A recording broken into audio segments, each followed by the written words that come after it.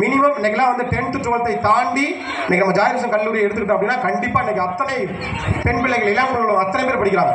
அத்தனை பெண் பிள்ளைகளையும் படிப்பு வைப்பதற்கான ஒரு காலகட்டம் வந்துருச்சு.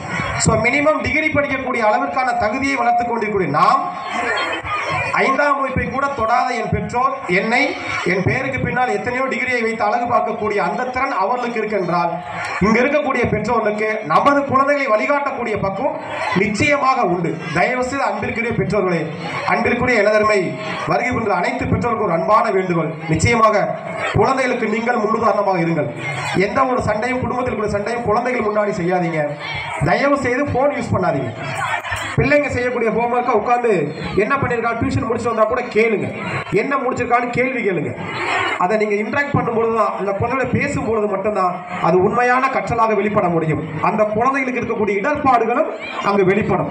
இதெல்லாம் இல்லாமல் என் குழந்தைக்கு அது மெட்ரிகுலேஷன் ஸ்கூலாக இருக்கட்டும், சிபிஎஸ்சியாக இருக்கட்டும், அது எந்த ஸ்கூலாக வேண்டுமானாலும் இருக்கட்டும், நிச்சயமாக அந்த கல்வி நிச்சயம் போய் சேராது.